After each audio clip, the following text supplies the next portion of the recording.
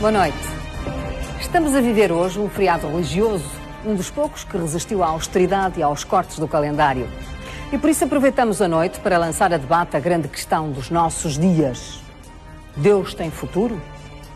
Num tempo animado pelo conhecimento científico, pelo individualismo, por guerras e violações dos direitos humanos em nome de religiões, será que Deus tem futuro?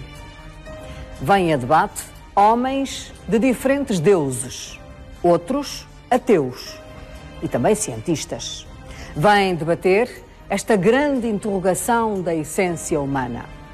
Coloco aqui à partida dois pontos de vista. O de Václav Havel, político e dramaturgo, que antes de morrer disse que estamos a viver a primeira civilização global, mas também a primeira civilização ateia, a que perdeu a ligação com o infinito e com a eternidade e que pode estar a caminhar para a catástrofe. Num outro quadrante, Karl Rahner, teólogo católico do século XX, responde assim à pergunta: e se a palavra de Deus deixasse de existir? Seria o sinal, já não ouvido por ninguém, de que o homem morrera. Tenho aqui um conjunto de convidados, personalidades da vida intelectual portuguesa, diferentes quadrantes também, e diferentes religiões, como já disse. E vou começar pelo professor Anselmo Borges, que coordenou e escreveu também este livro que foi editado recentemente, Deus Ainda Tem Futuro. Portanto, não posso deixar de fazer-lhe esta primeira e grande pergunta. Deus ainda tem futuro? Muito boa noite. Eu gostava, ao ver aqui representantes das várias religiões, eu gostava de começar por aqui. O que nos une, em primeiro lugar, não é o facto de sermos religiosos ou não, de seguirmos esta ou aquela religião. O que nos une é o facto de sermos todos pessoas humanas. E estamos aqui reunidos, independentemente das nossas diferenças religiosas, para todos juntos criarmos um futuro melhor para a humanidade. Há sofrimento suficiente no mundo para nos unirmos no combate pela justiça, por maior alegria e felicidade das pessoas. Em segundo lugar, para ir mais diretamente à sua pergunta, diria que aquilo que nos reúne é um mistério. Há um mistério último da realidade.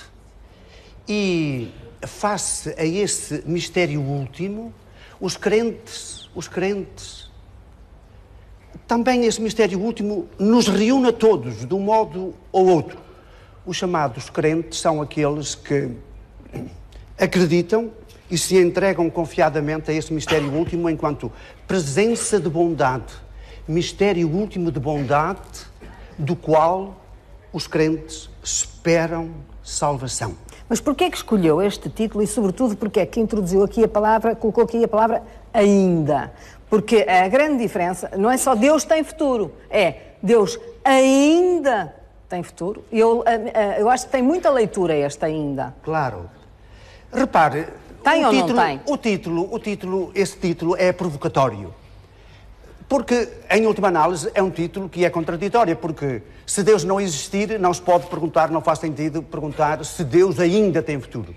Se Deus existir, também não tem sentido perguntar se ainda tem futuro. Porquê? Porque faz parte do conceito de Deus ser presença eterna. Então, é uma provocação para dizer assim: no futuro ainda haverá homens e mulheres que vão acreditar em Deus. Eu penso que continuará a haver homens e mulheres que continuarão a acreditar em Deus. Porquê? Porque Deus morará, Deus estará presente, pelo menos na pergunta, por Ele. Estará presente na pergunta, pelo fundamento último da realidade e pelo sentido último da existência individual, da história e do próprio mundo. Portanto, Deus continuará a ter... Ele existe. Para mim, Deus existe. E cá está, para mim, Deus, este mistério último que é indizível, está para lá de todas as religiões, As religiões são apenas agora, enfim, modelos, construções histórico-culturais para tentarem dizer e viver este mistério último, mas nenhuma religião, nem todas juntas conseguem dizer esse mistério último. E, para mim, este mistério último revela-se em Jesus Cristo, que é a revelação desse Deus que é ao mesmo tempo oculto, porque é sempre transcendente, está sempre para lá daquilo que nós possamos dizer ou conceber a seu respeito, e é a revelação do Deus oculto e ao mesmo tempo o Deus libertador. Jesus morre na cruz a gritar, é a grande oração de Jesus na cruz, morre a gritar: meu Deus, porque é que me abandonaste? Cá está o sofrimento humano, a pergunta face à morte, face à possibilidade do nada. Mas a última palavra de Jesus não é esta oração em forma de pergunta. A última palavra de Jesus é: Pai, nas tuas mãos entrego o meu espírito. Uma palavra de confiança. Pedro Cabrita Reis, faz sentido dizer, como diz o teólogo católico que eu há pouco enunciei, que se a palavra Deus deixasse de existir, isso significaria que o homem tinha desaparecido, tinha morrido, tinha desaparecido da face da terra? Boa noite. O Padre Anselmo Borges trouxe-nos até nós duas ideias muito interessantes que relevam da estrutura filosófica e de pensamento que faz parte da construção do cristianismo e, a posteriori, do catolicismo. Ouvimos falar de um mistério último e ouvimos falar de uma revelação. Eu estou em crer que o mistério último que verdadeiramente se revela em cada momento da história dos homens é o homem individual, enquanto pessoa, e é o homem enquanto humanidade. Todos os medos, todas as interrogações, todos os sonhos, todas as aspirações da humanidade ao longo da sua história, todas as transformações civilizacionais e culturais são única e exclusivamente fruto desta espécie de situação ambígua entre um medo e entre uma inquietação e entre uma vontade de mudar. Deus é, de facto, na minha opinião, a melhor criação do espírito humano. Não existe, enquanto tal, senão dentro do espírito humano. Deus existe, foi construído pelo pensamento, pelas angústias dos nossos antigos, desde o princípio que nós existimos até hoje, como uma forma possível de explicação. Explicação para uns da origem do mundo, para outros da natureza e da entidade desta espécie que é a nossa, a humana, para outros ainda com uma ambição provavelmente mais vasta, como uma explicação de um destino dessa humanidade. Fora deste contexto, não consigo conceber, gostaria de o poder fazer, mas não consigo conceber uma existência de uma entidade nomeada dessa forma. Mas deixe-me perceber uma coisa. No seu entender, o cérebro humano está como que formatado para aceitar o conceito de Deus? O cérebro humano não está formatado para coisíssima nenhuma, a não ser para a curiosidade sobre o seu passado, sobre a sua condição presente e sobre o seu possível destino.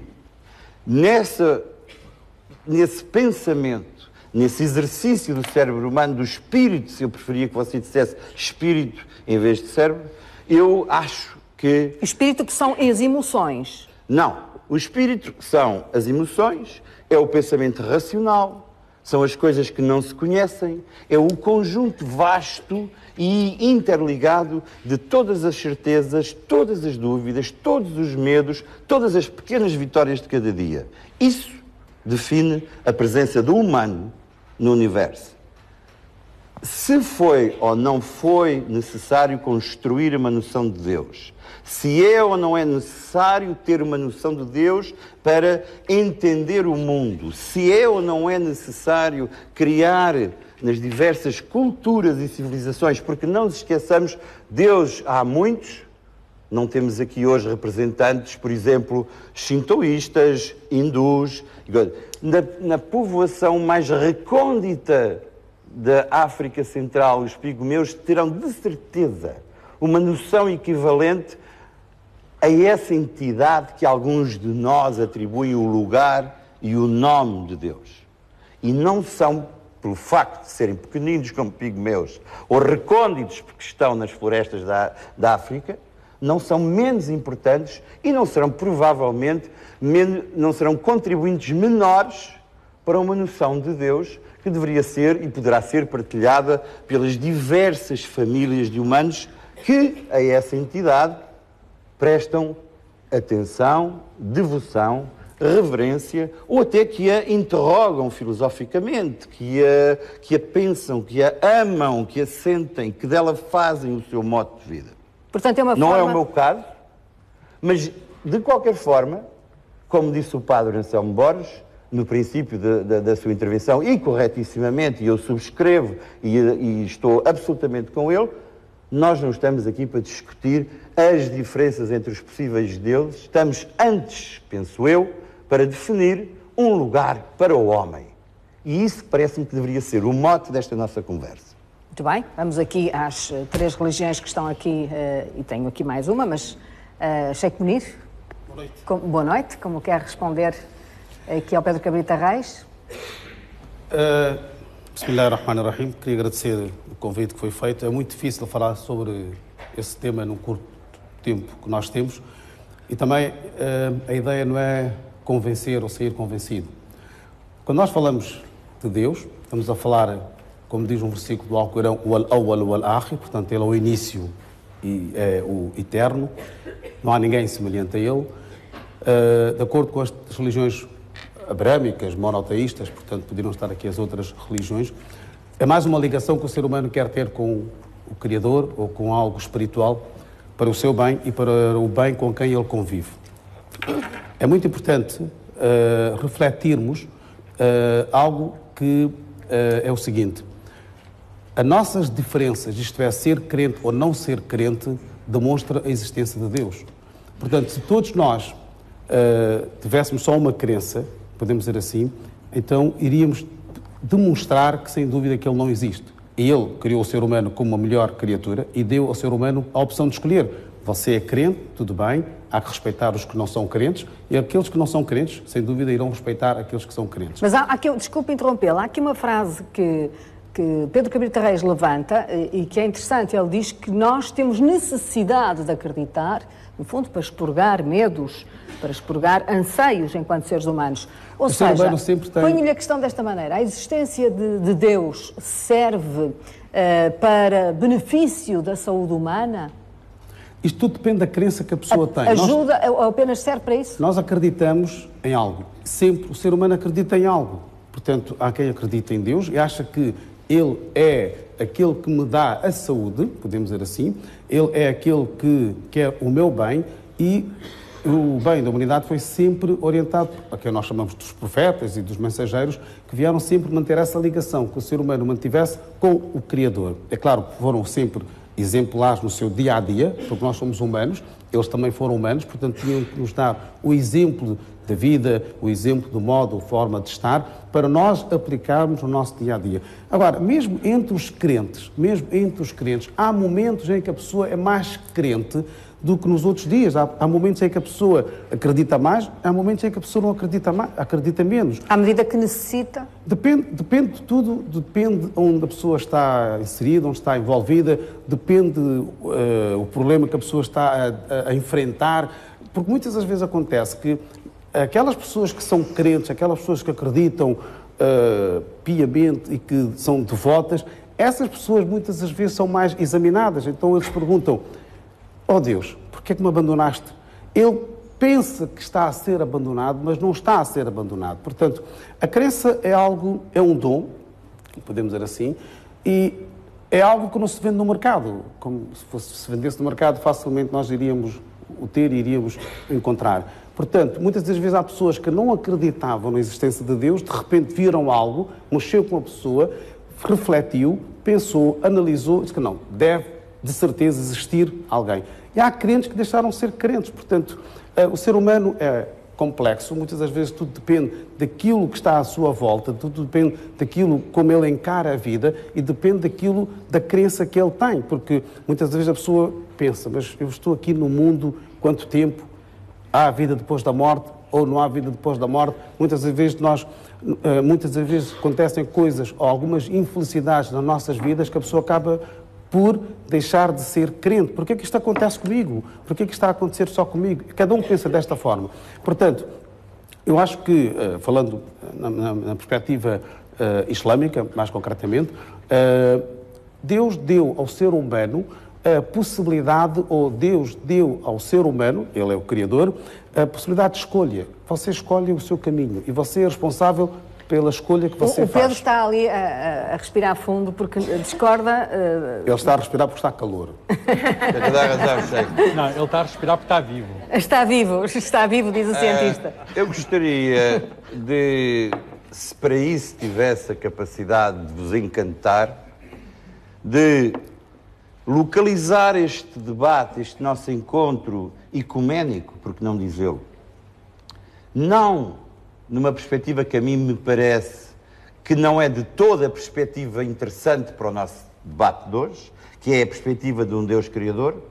Eu proponho que falemos de um Deus último. Aliás, falamos aqui de futuro. O que é que seria um Deus último e não um Deus Criador?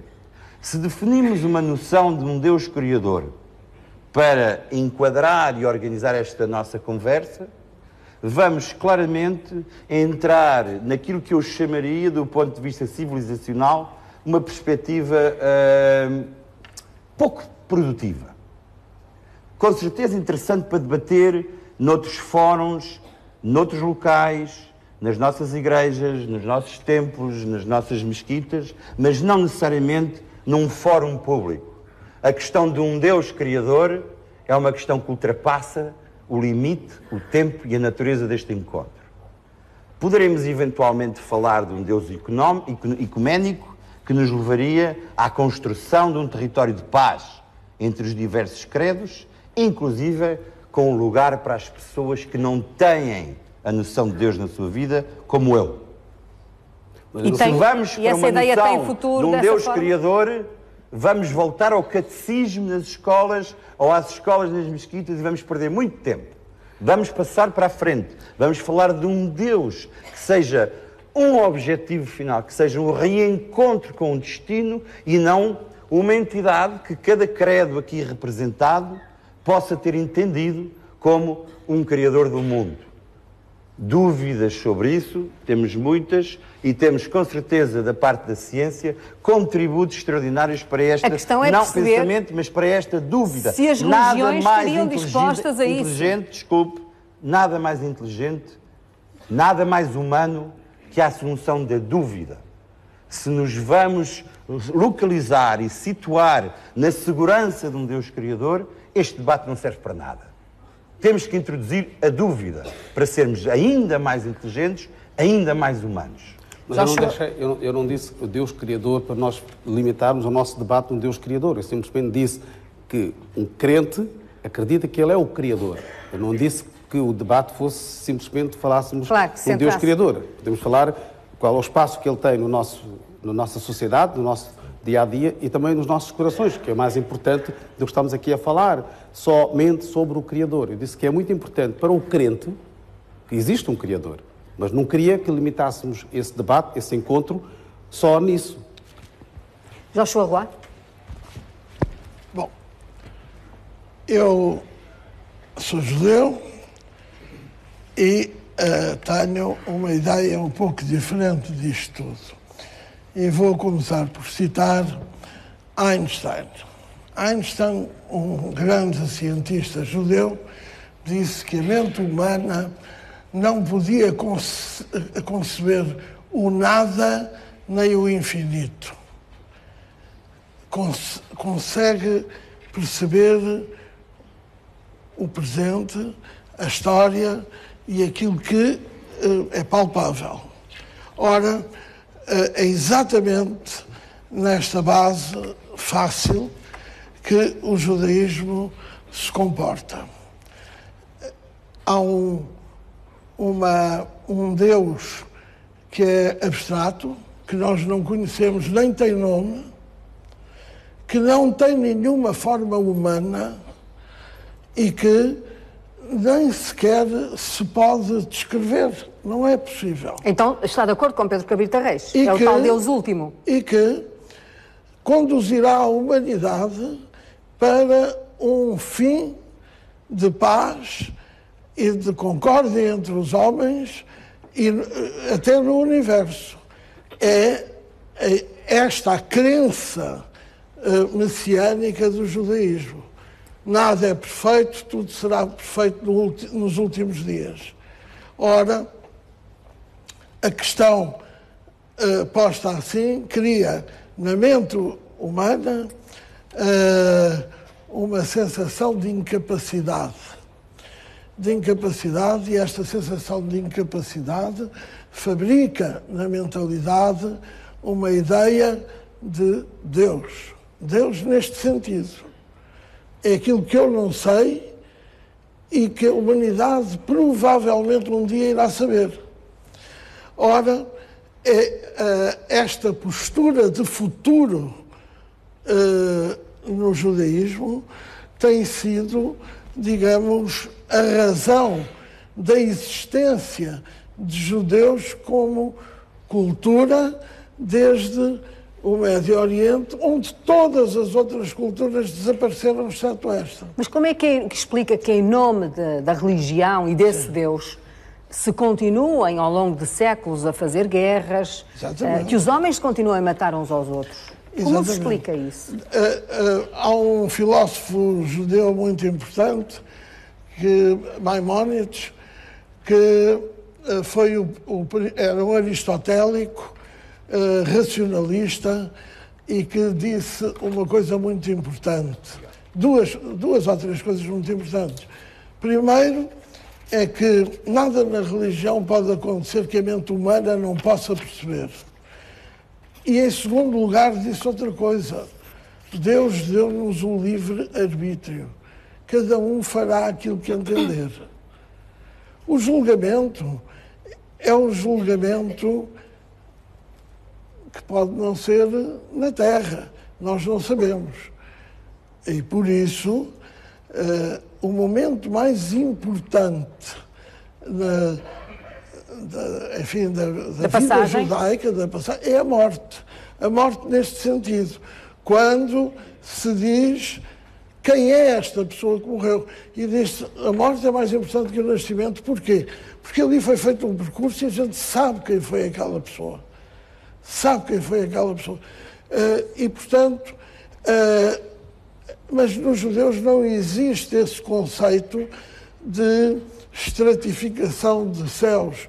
Isto é, não há a ideia de inferno, nem de paraíso, não existe. Existe outra enigma, que é o Sheol, que é um sítio para onde vão as almas que nós não sabemos.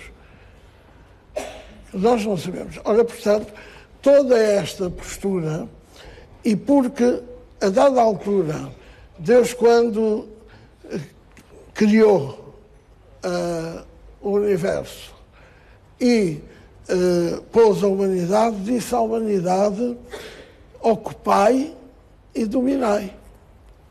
E isto é extremamente importante, porque um dos outros problemas é a ciência, a questão do conflito. Nunca houve conflito entre os judeus. Porquê? Porque a ciência é considerada como a continuação da criação. Portanto, a humanidade, não é o homem judeu, não, é a humanidade, tem a capacidade de criar tal e qual como Deus criou. E, portanto, a ciência é a criação, a arte é a criação, tudo isto é a criação, aquilo que nós fazemos todos os dias. E, evidentemente, que há uns desvios. Portanto, há as guerras. Para si e para os judeus, a ciência é a continuação da criação de Deus. Deus. Criação de Deus. É assim, Carlos Filhais, que se sente cientista? Boa noite. A ciência é um grande empreendimento humano. Eu junto-me ao Padre Anselmo Borges e ao Pedro Cabrita Reis a dizer que, e a todos os companheiros neste debate, que O que nos une é, de facto, a condição humana. A condição humana e a condição humana tem este poder de interrogação. Nós somos capazes de colocar perguntas, somos capazes de indagar mistérios, tentar penetrar em mistérios. Os mistérios são de vários tipos e a ciência é apenas uma parte dos mistérios. Há outros mistérios, com certeza. O Pedro Cabrita Reis procura, com a sua arte, algo que não encontra logo. E nós também, ao vermos a sua arte, também não encontramos logo. Estamos a colocar perguntas e ele ajuda-nos a colocar perguntas. A ciência não trabalha no mesmo registro da arte. Tem coisas em comum com a arte, a ciência precisa de imaginação, há também um certo sentido estético na ciência, mas a ciência coloca outro tipo de perguntas. E o ser humano consegue colocar perguntas de vários tipos. Perguntas que são respondidas pela arte, perguntas que são respondidas pela ciência, perguntas que são respondidas pela religião, sobre os mistérios últimos, sobre aquilo que não se pode compreender de outra maneira, mas de certeza que a ciência não pode dar respostas a todas as perguntas. A ciência é limitada. Então a ciência, que tipo de perguntas pode responder? E já não é pouco.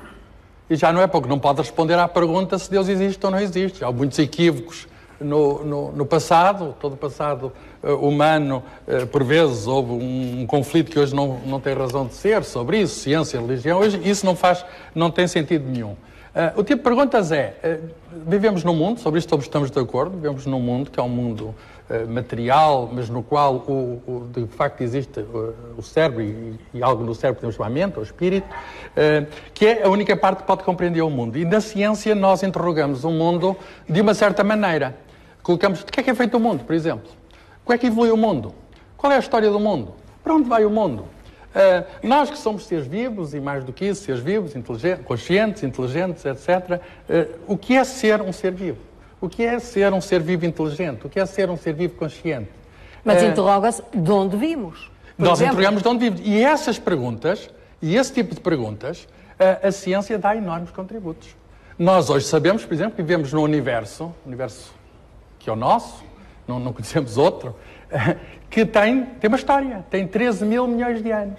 E isso digamos, uma consequência da ciência, não tem a ver com a religião. A origem do mundo, o Big Bang, não tem a ver com a religião. E melhor do que eu até, um dos autores da teoria do Big Bang é um padre católico belga, o padre Georges Lemaitre, que contribuiu para isso, do universo primitivo, quente, de onde tudo emergiu. Ele dizia que quando eu estou num instituto de investigação, quando eu estou num laboratório de física, eu não preciso da minha fé para nada. Mas a fé não é contraditória com a ciência. Não é contraditória com a ciência. O Big Bang pode estar explicado e continuar a existir a fé. O padre Lemaitre é um bom exemplo disso. Ele diz, eu sou crente, faço ciência com outras pessoas que não são crentes e a ciência é a mesma. Quer dizer, pode haver algo aí que nos une. E a mesma pessoa pode ter uma atitude numa igreja de crente e pode ter uma atitude no laboratório de interrogação do mundo. Falou do Einstein. O Einstein chamou-lhe judeu e, de facto, ele assume a sua condição de vir do povo judeu. Mas ele não professava o judaísmo como religião. Ele nunca rezou numa sinagoga. No entanto, isso não impediu de ter um imenso respeito pela religião e dele próprio ter uma atitude que podemos chamar também uma atitude religiosa. É uma atitude muito particular que encontramos no Einstein, que não é fácil de compreender. Ele usava a palavra Deus, é coisa curiosa, mas não era o Deus do Antigo Testamento, o Deus que falava com os homens, que se interessava pelos problemas dos homens. Ele usava a palavra Deus no sentido de harmonia do mundo. O mundo é inteligível, tem leis, nós podemos descobrir essas leis. E ele chamava por economia de linguagem, chamava no sentido também de um judeu de origem portuguesa, o Spinoza, chamava a isso Deus. No sentido, não?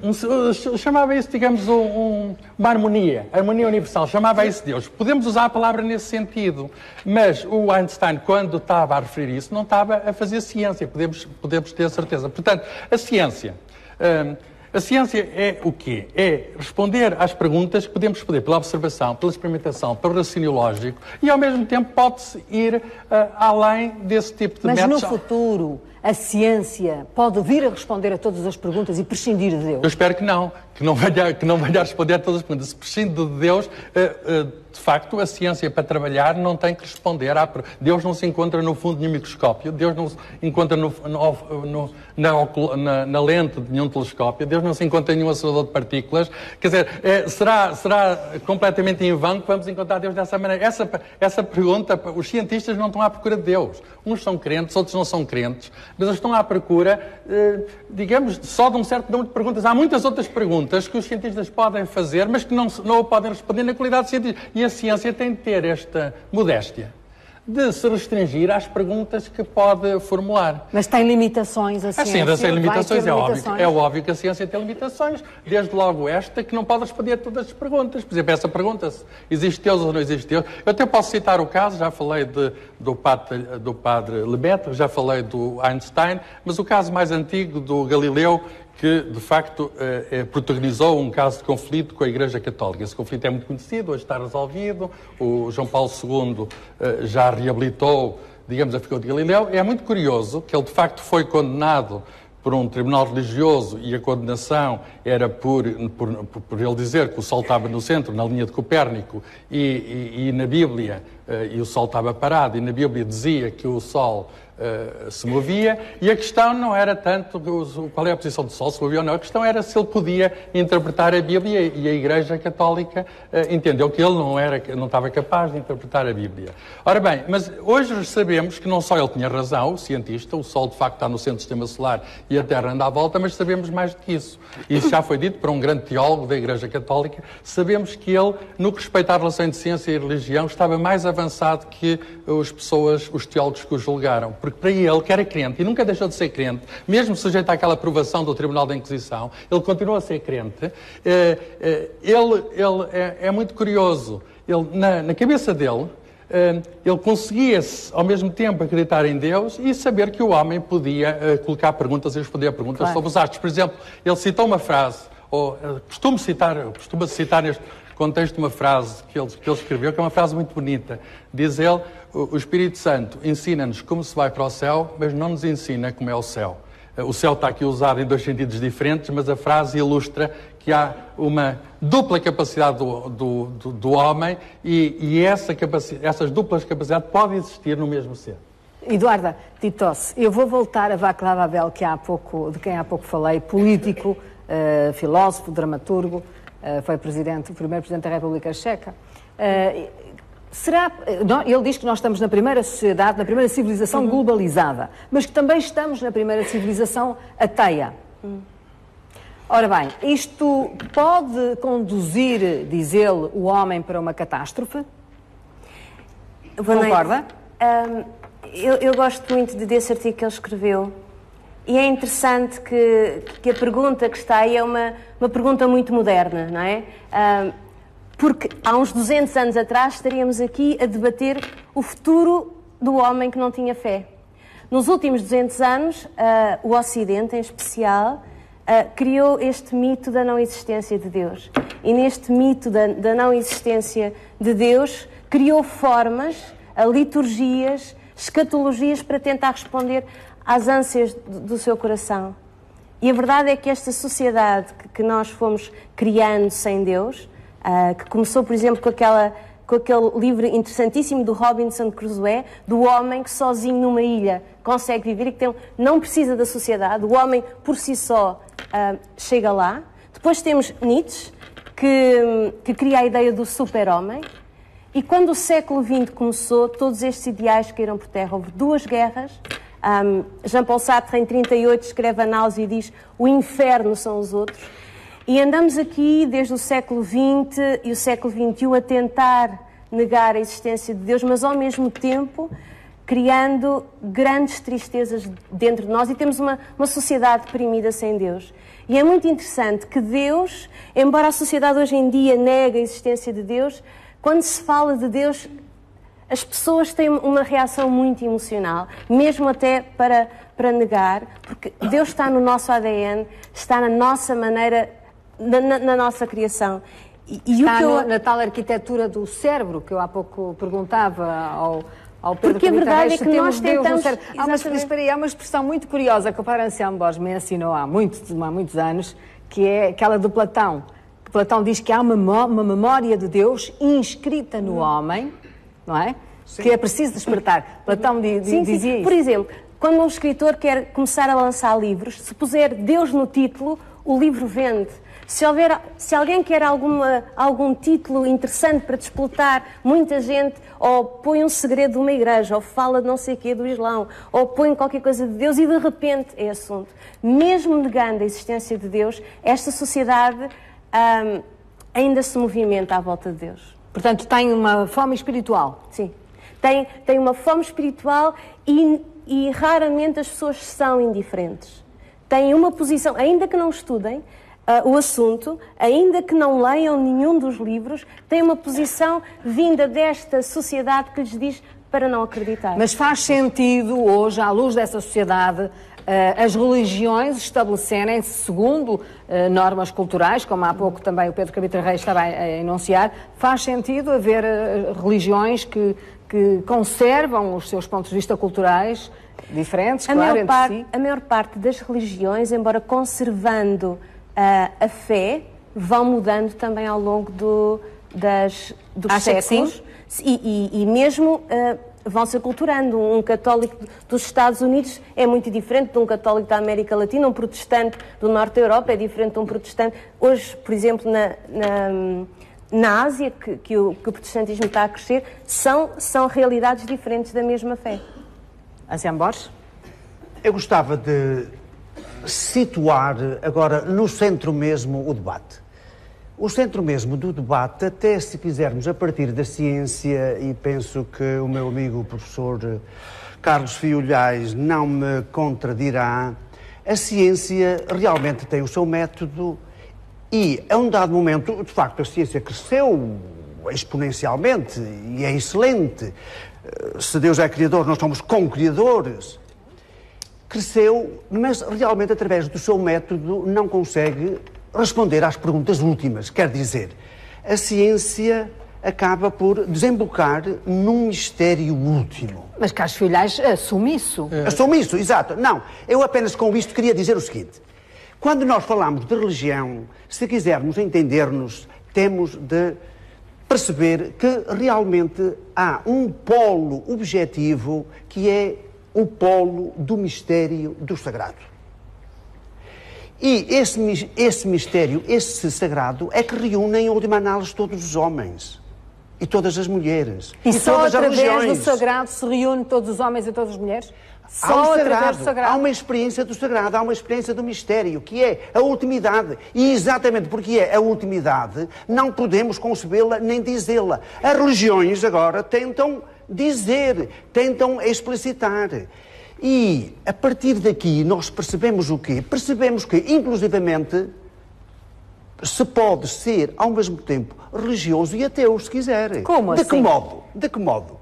Se interpretar esse mistério último como a natureza, à maneira de Spinoza, a natureza naturante, uma natureza divina, se nós quisermos, geradora de todas as coisas, evidentemente que aí temos a religião no sentido de uma ligação a essa ultimidade enquanto natureza naturante.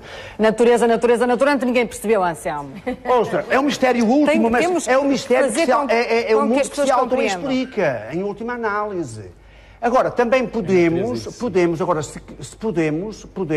interpretar esse mistério último como uma inteligência, e quer queiramos, quer não queiramos, temos de ir lá, podemos interpretar esse mistério último como uma inteligência pessoal e criadora. Então, o Pedro Cabita Reis pode ser também religioso?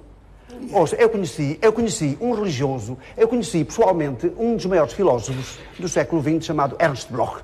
Ernst Bloch era profundamente religioso e ao mesmo tempo era ateu. Era profundamente religioso porquê? Porque tinha uma interpretação da história revisionista. Porque dizia onde há esperança, há religião. E ele esperava que realmente a partir e através da evolução da própria natureza, em conexão com o espírito criador humano, nós encontrássemos finalmente a resposta para a história e para o espírito humano e as suas perguntas e as suas ânsias, se quisermos, e o seu desejo mais profundo. Portanto, agora, há aqui um ponto em comum, uma interseção. Há um desejo, há uma ânsia de encontrar algo que nos una, que está para lá de nós. Concorda, Pedro? Preferiria fazer a seguinte correção. Acho que devemos encontrar algo que nos una, não para além de nós, mas connosco.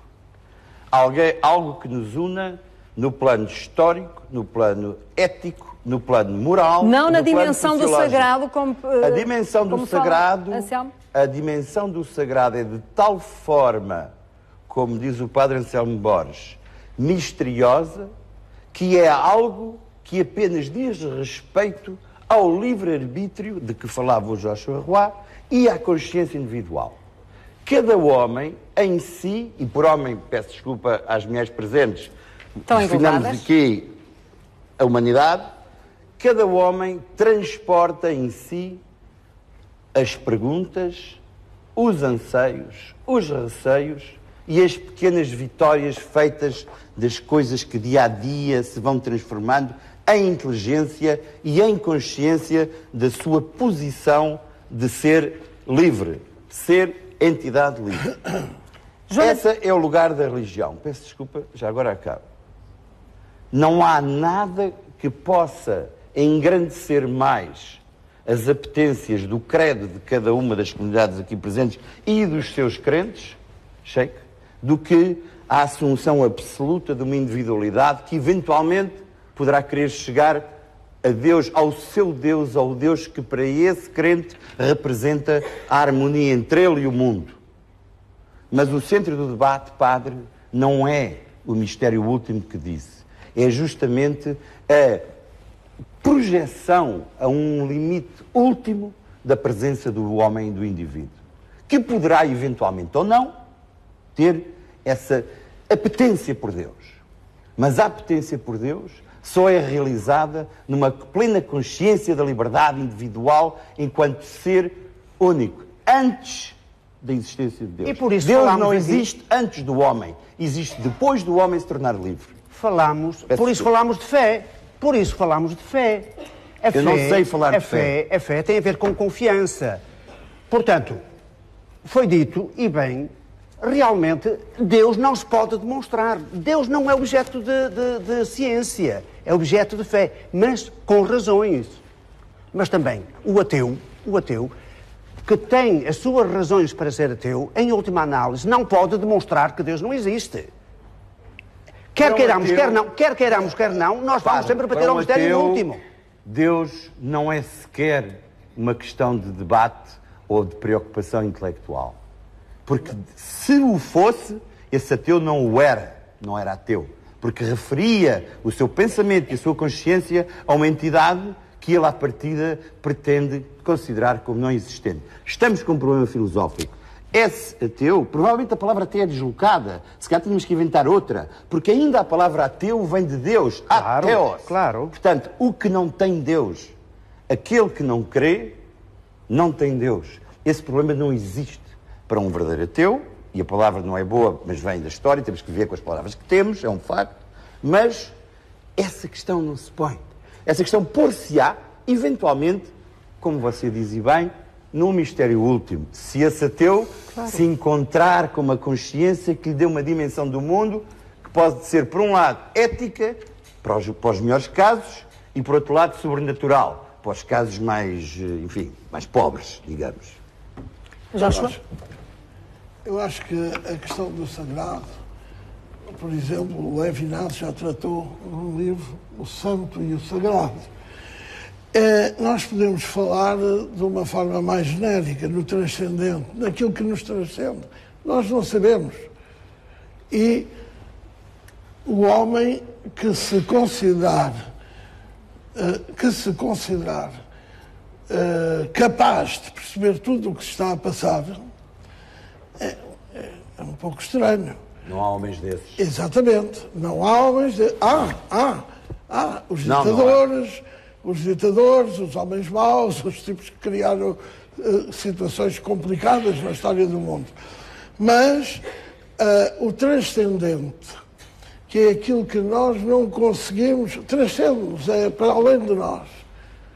Em vez de falar em sagrado, eu não diria não falar em Deus, porque isso seria, digamos, negar-me a mim próprio. No entanto, aceito que Deus é transcendente. Isto é, eu não consigo perceber.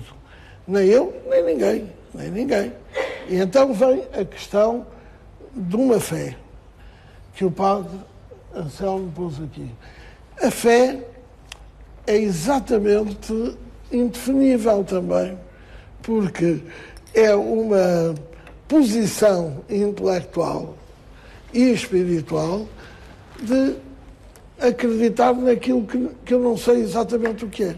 Portanto, há aqui grandes problemas. No entanto, eu tenho defendido em fóruns deste tipo, quando Papa João Paulo II fazia aqueles chamados encontros ecuménicos, e a primeira vez foi há muitos anos, mais de 20 anos, na Diocese de Setúbal, que me convidaram.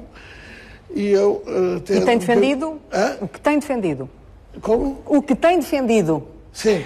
E o que é que eu tenho defendido é uma coisa muito simples. Acima... A primeira religião é uma coisa pessoal. A organização política religiosa é outra coisa. A organização religiosa nada tem a ver com religião. É uma organização que pretende coletar as pessoas que acreditam em determinada coisa. E aquilo que eu tenho dito é que acima da organização religiosa, não é acima da religião, tem que haver um ensino da ética humana, da ética natural, da ética do respeito. Mas isso é outra coisa. Eu penso que isso o Pedro Cabrita Reis estará de acordo. A procura da ética? Pedro, deixa-me ir ali abaixo, da Raquel Vaz Pinto. Exatamente. Quando o Pedro Cabrita Reis diz que a fé a Deus é uma questão do livre-arbítrio, esta questão pode ou não estar consentânea, pode ou não ser consentânea com as sociedades individualistas, peço desculpa, Pedro Cabrita Reis, não lhe estou a chamar nomes, mas até porventura mais egoístas em que nós hoje vivemos.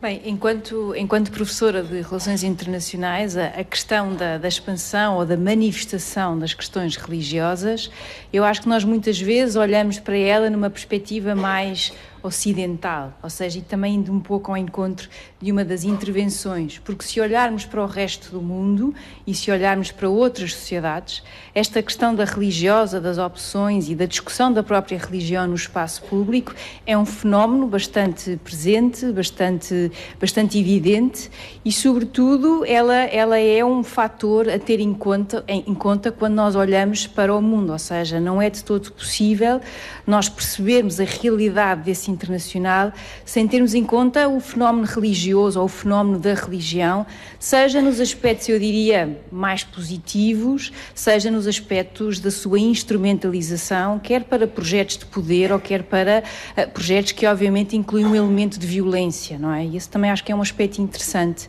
Vamos lá ver, nós temos hoje um Estado islâmico, de cariz religioso, a constituir-se um Estado fundamentalista. Como é que a professora de Relações Internacionais, à luz das Relações Internacionais, olha para esta realidade e a relaciona com a religião propriamente dita?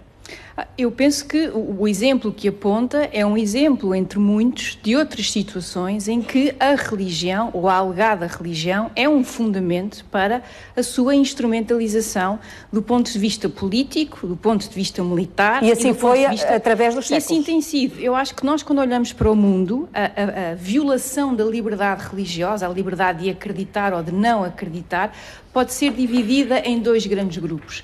Aqueles que violam essa liberdade para impor uma religião, como neste caso, ou uma interpretação dessa religião, como é o caso do Estado Islâmico ou do alegado Estado Islâmico falou, ou aqueles que tentam suprimir qualquer manifestação de religião, ou seja, desde Estados que foram oficialmente ateus, como a Albânia, ou Estados onde houve uma tentativa de um projeto totalitário, como a Coreia do Norte ou a China de Mao Zedong, e em que o objetivo era suprir qualquer tentativa de religião. Eu acho que esse é o aspecto mais interessante, porque independentemente da religião que nós tenhamos, qualquer religião nos ensina e nos permite distinguir o que é certo, o que é errado, ou seja, transmite-nos valores.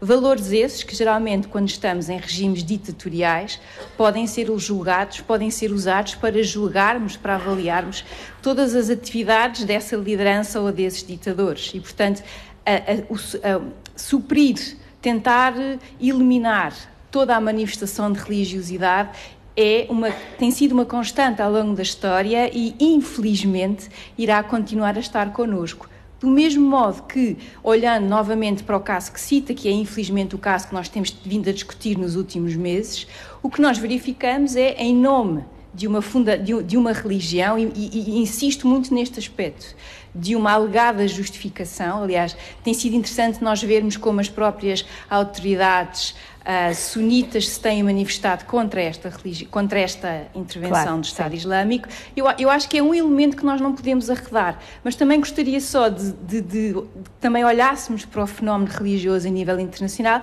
pela positiva. Por exemplo, não é possível nós percebermos o que foi a resistência timorense à ditadura indonésia sem ter católica em conta o elemento religioso e outros exemplos igualmente positivos. Para não sairmos da religião islâmica, do Estado Islâmico, Sheikh Munir não é a sua religião aquela, daquele Estado Islâmico. Sem dúvida. Eu já disse, e as pessoas já sabem, que nós, quando eu digo nós, muitos muçulmanos, nós não nos associamos com aquilo. Aliás, aquilo nem sequer é um Estado e não tem nada a ver com o Islão. Portanto, isto é que fique bem claro, fique bem esclarecido, que infelizmente podem crer que dói mais aos muçulmanos vendo aquilo que eles fazem em nome da religião islâmica do que as outras pessoas, percebe? O Islão não é nada daquilo. Portanto, isto não tem nada a ver com o Islão. Infelizmente, dizem que se fazem em nome da religião, matam pessoas inocentes, matam pessoas das outras crenças, não respeitam as outras crenças, que é totalmente contra os princípios básicos da religião islâmica. Agora, se me permitir voltar um pouco para trás, aquilo que foi dito sobre a ciência e sobre a religião, ou sobre a fé, se a ciência chegou até onde chegou, porque o ser humano foi sempre curioso, independentemente de ser religioso ou não ser religioso, independentemente de ter a fé ou não.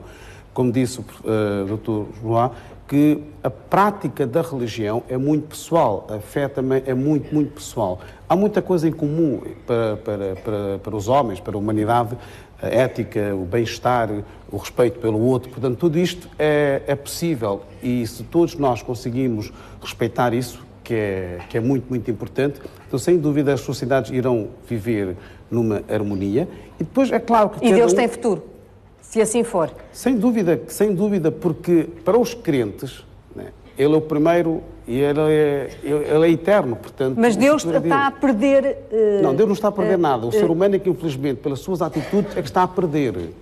A culpa é humana, porque nós fomos ver, os homens é que fazem as guerras, os homens é que matam as pessoas inocentes, os homens é que também trazem a felicidade, os homens é que também fazem... Mas a ideia de Deus não perde espaço nas nossas civilizações? Nós temos que ver uma coisa que não podemos culpar tudo por Deus. Portanto, há tantas coisas que nós temos esse livre-arbítrio. Somos responsáveis por aquilo que nós fazemos. Se for assim, então, imaginemos, uma pessoa cometeu um crime, se chegar ao julgamento e se disser ao juiz, e se o juiz for um crente, e se ele disser, olha, Deus quis assim, qual será a resposta que ele irá ter? Portanto, nós não podemos usar o nome de Deus em vão. Claro. Há que assumir as responsabilidades como seres humanos e como responsabilidade que temos. A questão da ética que foi aqui referida, a ética regula as nossas ações e é possível, é desejável, é imperioso que em cada momento nós procuremos princípios éticos que nos possam unir. A ciência não dá a ética. Mas podemos substituir Deus pela ética? São coisas diferentes, É conveniente, diz o Pedro Cabrita Reis. São coisas diferentes. Ora bem, a ética o que é? A ética diz-nos aquilo que se pode fazer, que se deve fazer. Aquilo que se pode fazer é mais do que se pode fazer, o que se deve fazer. Bem, a ciência diz o que se pode, a ética diz o que se deve. Os cientistas, saber é poder. Isto é uma máxima que já se sabe desde o tempo da Revolução Científica, desde o tempo de Galileu que sabe, e saber é poder. Agora, podemos fazer tudo aquilo que o nosso saber permite? Eu estou convencido que não. Isso é um acordo entre os homens. É um conjunto de normativo, ou é um normativo moral, não é? E eu estou convencido que, estando os homens à procura do dever fazer, podem ir buscar com certeza informação à ciência sobre aquilo que se pode, podem ir buscar também, embora, enfim, não há nenhum direito divino que seja imperativo, mas é conveniente que, acho eu, que se vá buscar a experiência religiosa também, que haja diálogo também nesse sentido. Eu penso que a ética não é um assunto estritamente religioso, mas pode haver contributos da religião para a ética e podemos ter a experiência humana, que é diversa, mas pode confluir em objetivos comuns. E a ética o que é que procura em última análise? Fazer com que o dia da manhã seja melhor que o dia de hoje. Isto é fácil de dizer, mas difícil de fazer na prática. Quer dizer, como é que vamos tornar o mundo melhor? É isso, em princípio, podemos discutir o que é melhor. Mas acho que intuitivamente nós percebemos o que é isso. A ética... Mas é a partir...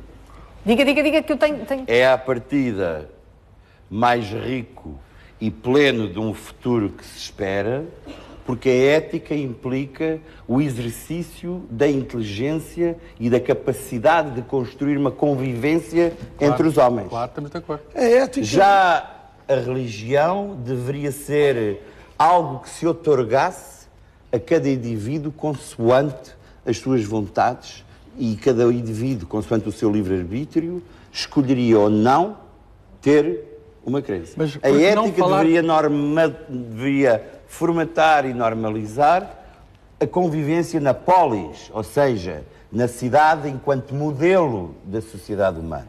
Portanto, são coisas diferentes. A ética regula um comportamento, que é uma coisa completamente diferente, não é uma religião. Claro. Não. A ética regula um comportamento e não é estática. A ética é dinâmica. Tem a ver com as mentalidades. E não só. Através dos tempos, há hoje coisas que são éticas e que não eram anteriormente. Claro. Ora, a ética é fundamental porque, se nós virmos bem, está um patamarzinho acima das próprias religiões neste sentido. Engloba mesmo os ateus. Engloba mesmo toda a humanidade. Um ponto em comum, tenho que ir para intervalo. Esta é a ideia que eu sempre expus. Um ponto em comum, todos de acordo, que a ética engloba toda a humanidade. Ora, a grande questão, que também deixamos para a segunda parte, é de perceber se Deus tem futuro, o que é que devemos perseguir à procura de Deus? O que é que vem daí? Voltamos já para a segunda parte deste Prós e Contras.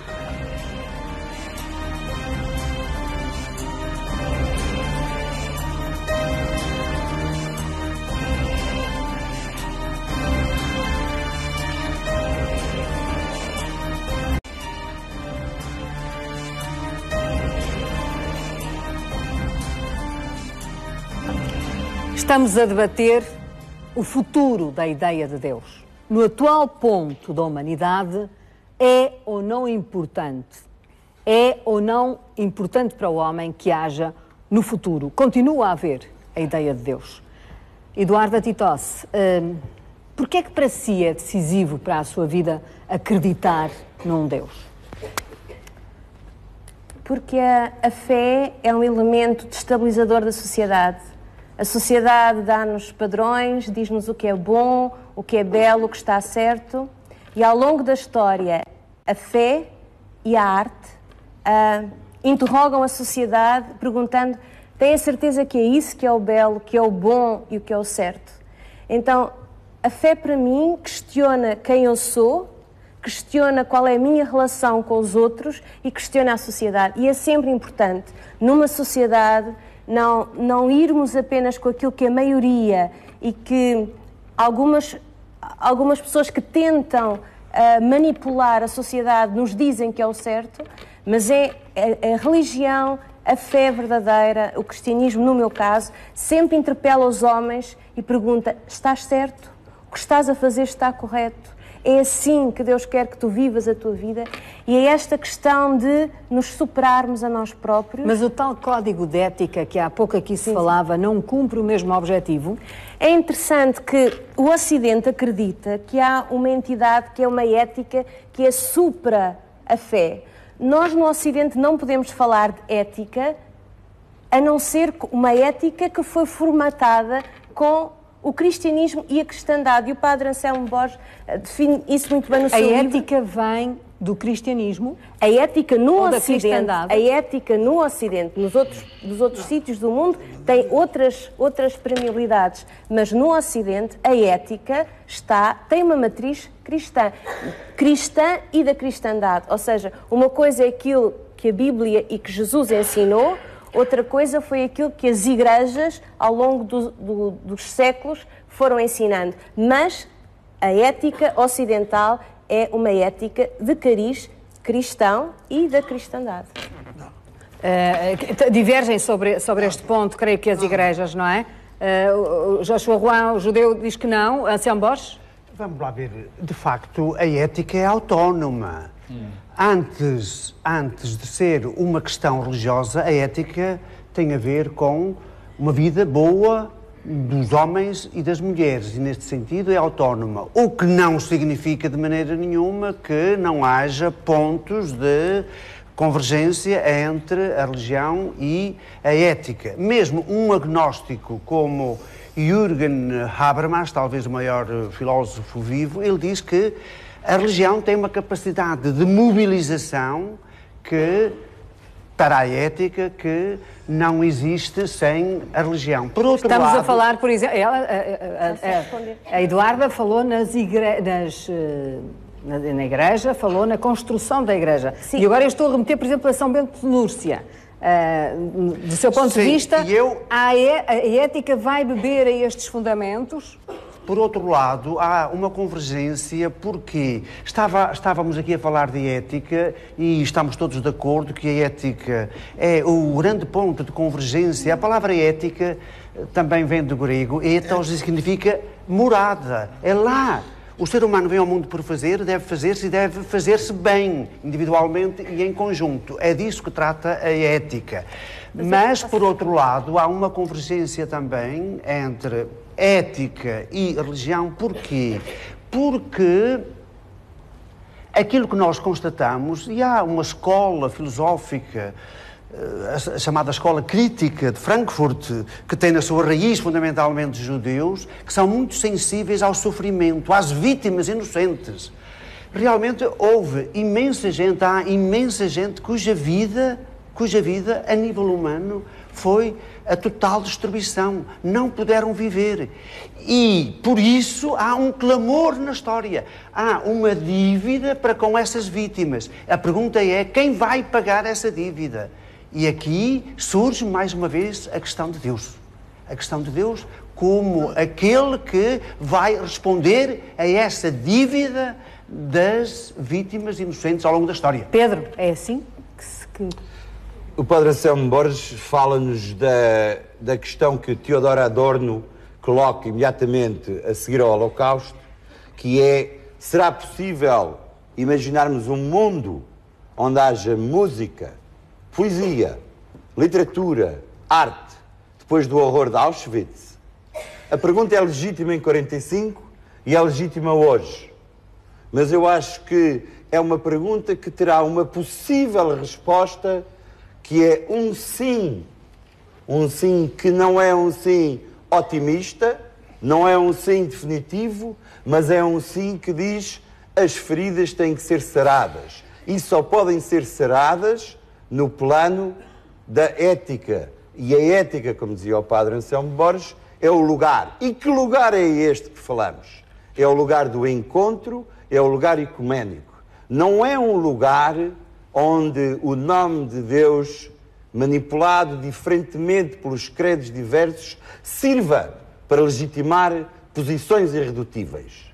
É um lugar de encontro entre os homens e de recusa, justamente, de um território de rejeição. Rejeição recíproca em função daquilo que seriam os determinismos dos diversos credos.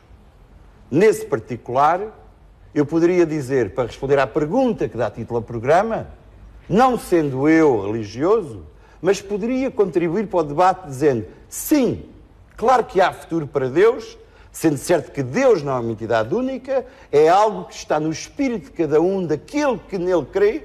E porquê é que há futuro para Deus? Porque há futuro para a humanidade, há futuro para os homens. Deus existe, e volto aqui a dizer aquilo que disse no princípio do programa, como a criação provavelmente mais extraordinária do pensamento humano. E é nesse particular que sim, há a resposta. Este ponto de interrogação na capa deste livro não tem razão de ser. Porque a humanidade tem um futuro que não tem limite. E enquanto a humanidade tiver esse futuro, sabendo nós que ela deverá sempre encontrar um território de cruzamentos, um território ecuménico, peço desculpa. Chamo-lhe a atenção para o prefácio excelente do professor Eduardo Lourenço, que se chama Suicidário Ocidente. E, a um dado momento, a pergunta que ele coloca é: há futuro para a humanidade? E a pergunta podíamos explicitá-la mais. Há futuro para a humanidade, para uma humanidade que não nós se queremos pergunta todos Deus. que haja, agora não está garantido que haja. E depende de nós próprios, em conjunto, dos compromissos que fomos capazes, das atitudes que tomarmos na sociedade e em relação ao universo, ao nosso planeta, ao espaço que nos rodeia. Quer dizer, tudo isso vivemos em relação uns com os outros e em relação com o mundo. Se a humanidade tem futuro, oxalá. Estamos de acordo. A humanidade terá o futuro que, digamos, as condições objetivas a que a ciência se parece dedicar possam antecipar.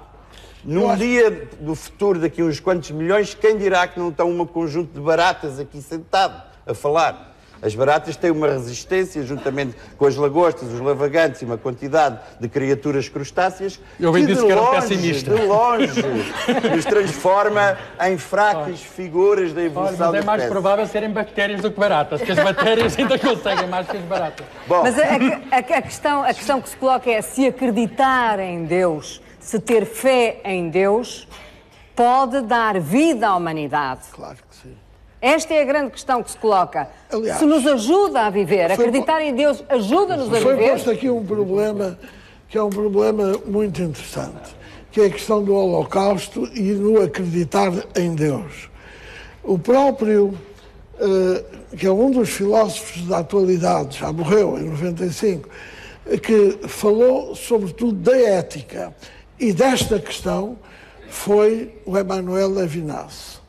E ele disse: se nós, neste momento, deixarmos de acreditar no nosso Deus, na nossa cultura, nós estamos a completar os desígnios de Adolf Hitler. Portanto, aquela humanidade teve de se refugiar em qualquer coisa. E refugiou-se exatamente nos transcendentes, nos deuses, nas diferentes concepções de Deus. Porque não morreram só judeus, como sabe. Exatamente. Outras raças morreram também. Cristãos, morreram... Homens de todas as raças. Atenção, judeu não é raça. Há judeus pretos, amarelos, verdes. Judeus é religião. Raça era o que o Hitler dizia, que é uma coisa completamente diferente. Judeu não é raça. Aliás, não há raças. Há uma raça, que é a raça humana. O resto não são raças. Espécie humana. Espécie humana e raça, normalmente é desenvolvido mais no sentido civilizacional também. A sua intervenção a ética cristã, não. A ética não é cristã. Isso é um centralismo cristão que lhe está na alma. Só isso. Espere, desculpe. É um centralismo cristão que lhe está na alma. Porque está a confundir ética com moral. E moral é uma coisa. Moral é isso. É dedicada, são princípios de comportamento dedicados a um grupo religioso. É um grupo religioso. A ética não. A ética é universal e para todos os homens. Os animistas, os ateus, religiosos, os que já existiram e os que hão de existir. Portanto, a ética é uma coisa completamente diferente, não se pode confundir. Mas vem ou não dos fundamentos cristãos do Ocidente? Não, desculpe. A questão é que há várias éticas. A ética é muito anterior ao cristianismo, pelo amor de Deus. O que eu tentei dizer foi que, dentro de cada cultura, cada pessoa acha uma coisa ética ou não ética de acordo com a sua cultura. Aquilo que é ético para mim pode não ser ético para outra pessoa que viva noutro sítio. A ética é acima disso. Achamos nós. Não, achamos não. Tem que ser. Porque o que é ética? Mas também disse há pouco que a ética muda consoante os tempos. Não evolui. É influenciada pelo l'air du temps, pelas mentalidades. Sim, mas não evolui por causa das religiões. Mas essa ideia da evolução vem do iluminismo. Jesus deu um contributo fundamental para essa evolução no sentido positivo. Por exemplo, amar os inimigos. Amar os inimigos, isso é uma coisa verdadeiramente extraordinária no avanço da ética, da moral. Então está de acordo com Eduardo, há fundamentos cristãos na ética. Então está de acordo com Eduardo, há fundamentos cristãos na ética. Claro. Bom. Em ultimíssima análise, se nós procurarmos o fundamento ultimíssimo e definitivo, encontramos a religião, claro. Carlos Esperança, da Associação Ateísta Portuguesa. Deus tem futuro? Boa noite. Deus tem futuro? Penso que sim. Os mitos estão condenados a viver durante muito tempo.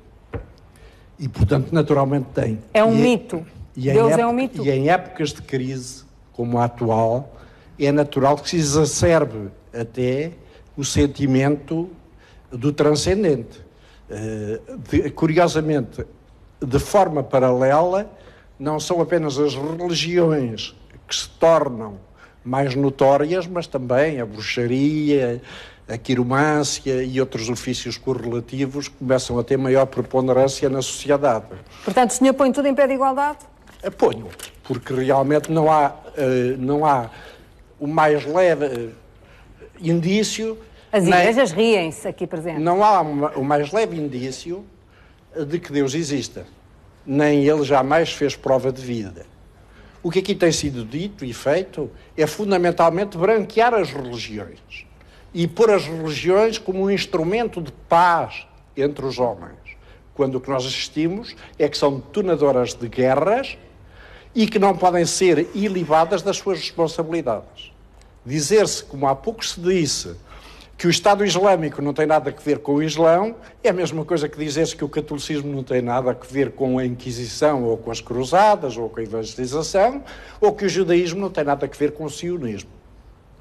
Isto penso que é completamente falso e é um branqueamento da história das religiões que tem, segundo os criacionistas, 6.018 anos. Segundo um célebre bispo católico do século XVI, Deus criou o mundo há 4.004 anos antes da Era Vulgar, num sábado, às 6 horas da tarde. Não sei em que ponto do globo ele estava para saber a hora. E foi muito respeitado na época. Isso foi Russell já, que depois acrescentou, claro. Mas foi efetivamente assim. Portanto, eu penso, aliás, seria lamentável que não houvesse uma ética que fosse transcendente às religiões. Porque para si as religiões são a fonte de muitos males. Para mim as religiões são a fonte de muitos males. E a existência de Deus, para si, é um mito eu penso que Deus podia ser uma ideia interessante, mas transformou-se numa tragédia terrível, como se tem visto. Mas porque os homens se apropriaram dela e a tornaram nessa tragédia, ou porque para si Deus não existe mesmo e não é possível tê-lo como horizonte de vida? Repara, eu teria que perguntar, Deus aparece normalmente como a explicação por defeito para todas as dúvidas e para todos os medos. Fundamentalmente para um medo que todos temos, que é o medo da morte. E há quem não resista a isso e se entregue nos braços de uma religião. As pessoas normalmente são crentes porque as habituaram a sê-lo desde pequenas. Por isso se nasce numa determinada religião, num determinado local geográfico e noutro local geográfico. Agora, as religiões, e neste caso estão aqui representadas apenas as 3 religiões do livro, curiosamente, que bebem todas no Antigo Testamento, onde há um Deus, que é o Deus próprio da Idade do Bronze, que é o tempo do Antigo Testamento, que é um Deus misógino. Não é por acaso que estão 3 homens, não há uma única mulher. É um Deus violento, vingativo, que aceita a escravatura. Era efetivamente, na época, isto era moral. Ou se preferir, era a ética do tempo. Porque o tempo permitiu que, por exemplo, a escravatura fosse moral. Houve escravatura e não houve nenhuma voz religiosa. Nós tivemos o padre António Vieira, curiosamente, que defendeu os escravos. Mas os escravos, se fossem estrangeiros, podiam ter-se, era um direito. Como era um direito de se tomarem como escravos os vencidos das guerras. O historiador lhe dirá que é fundamental o cristianismo, e não é por acaso que, por exemplo, a proclamação dos direitos humanos é feita em contexto cristão. Qualquer historiador lhe dirá que foi fundamental o cristianismo para a tomada de consciência da liberdade da pessoa humana com dignidade e dignidade divina e infinita e, consequentemente, com direitos inalienáveis. Padre Anselmo Borges, mas agora vai-me dar a licença. Padre Anselmo Borges, é verdade o que diz, de modo algum, poderia agora... Só lhe posso dizer, mas, francamente, que Cristo já tinha vindo há muito tempo à Terra quando houve as cruzadas. Já tinha vindo há muito tempo à Terra quando houve a Inquisição. Se não houvesse o Deuteronômio, certamente não teria havido Inquisição. O Levítico não há um manual de maus costumes. É um fascículo terrorista. Mas quem diz o Levítico, diz-lhe o Deuteronômio, diz-lhe o Números, o Pentateuco, no infinito de contas. O senhor não consegue dizer pior, apontar de forma tão aberta e franca os erros das religiões, incluindo da Igreja Católica, como eu. Portanto, nesse sentido, eu estou completamente à vontade. Sei, sim. E, dito isto, acrescento que, realmente, sem o cristianismo, não estaríamos, provavelmente, aqui esta noite, com esta liberdade de podermos, apesar das nossas diferenças, podermos debater a questão de Deus. E por que não atribui ao Iluminismo? Ao Renascimento e depois ao Iluminismo? Também o Iluminismo, e a Revolução Francesa. Também o ideal da tricolor, liberdade, igualdade, têm a sua raiz no cristianismo. Qualquer historiador reconhece isso. O próprio Habermas reconhece isso. O próprio Habermas fala na Declaração dos Direitos do Homem como oriunda, por exemplo, no beneditismo, vai situá-la na Baixa Idade Média. A ideia de pessoa procede dos debates. Sabem por acaso quem redigiu a Carta dos Direitos do Homem? Foi René Cassin, que era o presidente da Associação Israelita Mundial, que era uma escola. O René Cassin, isto é história, não estou a puxar braços... Portanto, é um judeu. É um judeu, exatamente. Quando falo de cristianismo, falo do judeu-cristianismo. Sim, quando falamos em cristãos, estamos a falar de todas as religiões. Não, quando falamos do Ocidente cristão, estamos a falar de todas as religiões. É preciso que se note isso, a cristandade é isso. O problema não é esse, não é uma questão de puxar a brasa à sardinha de cada um. Eu diria só que vale mais... Diria que vale mais um só artigo da Declaração Universal dos Direitos do Homem, dos Direitos Humanos, do que propriamente todos os livros do Antigo Testamento. Isto em termos de benefício para a humanidade. Sem o Evangelho não havia a Declaração dos Direitos Humanos. Não posso responder a isso porque, de facto, é impossível responder. Como é impossível justificar que uma coisa não existe? Quem afirma que algo existe, os teístas que afirmam a existência de Deus, é o ónus da prova, cabe-lhes a eles e não a quem não acredita. Mas para si a humanidade será melhor se a ideia de Deus for afastada? É difícil porque a experiência não foi feita. Agora, é evidente que há uma secularização progressiva na Europa, e isso é inegável, que está a retroceder neste momento, graças às dificuldades por que está a passar, e os momentos de crise são momentos, normalmente, de grande fé, são momentos de grandes peregrinações. Mas essa secularização trouxe mais bem-estar à Europa? Eu diria que não pode atribuir o bem ou o mal-estar nem à religião, nem à ausência dela. É evidente que muitas pessoas se pautam pela religião, mas não nos esqueçamos que a religião, para qualquer religião, um dos grandes crimes é a apostasia. A apostasia é punida com pena de morte no Islão.